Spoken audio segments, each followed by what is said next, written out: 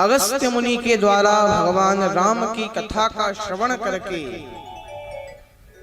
अगस्त्य मुनि को भगवान राम की भक्ति दक्षिणा स्वरूप में देकर के पुनः कैलाश की ओर प्रस्थान किए।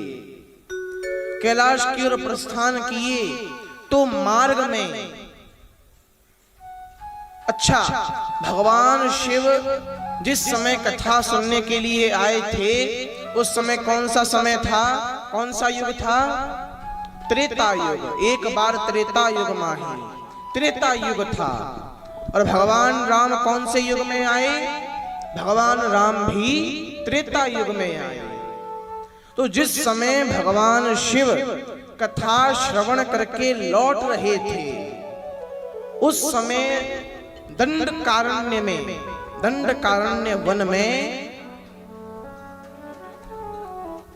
वनवास जब भगवान राम को मिला और रावण माता सीता का हरण करके ले गया तो नारद जी के श्राप के कारण, कल हमने कथा श्रवण करी थी, नारद जी ने श्राप दिया था कि पत्नी विरह में आप भी रुदन करोगे।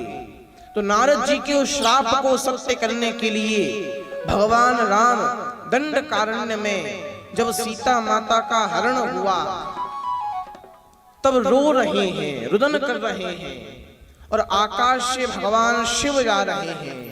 भगवान शिव ने जब भगवान राम को देखा तो भगवान शिव तो समझ गए कि भगवान की लीला चल रही है, भगवान की लीला चल रही है। नारद जी ने जो श्राप दिया था भगवान उस श्राप को सत्य करने के लिए ये लीला कर रहे हैं। लेकिन माता सती ने देखा तो मन में विचार किया,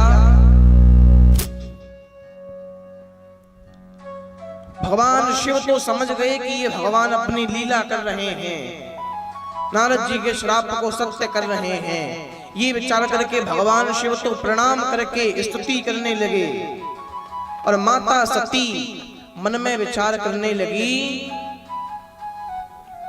कि भगवान शिव इन्हें भगवान राम समझ करके प्रणाम कर रहे हैं, स्तुति कर रहे हैं, लेकिन ये भगवान नहीं है। देवी सती के मन में विचार आया कि ये भगवान नहीं है। क्यों? अरे भाई, यदि ये भगवान होते तो अपनी पत्नी के विरह में, अपनी पत्नी के प्रेम में इस प्रकार रुदन क्यों करते? इस प्रकार अपनी पत्नी के हरण हो जाने पर क्यों रोते?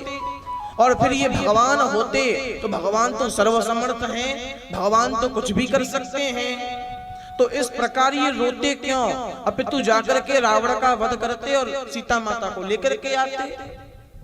लेकिन ये भगवान नहीं है, इसलिए रुदन कर रहे हैं, रो रहे हैं।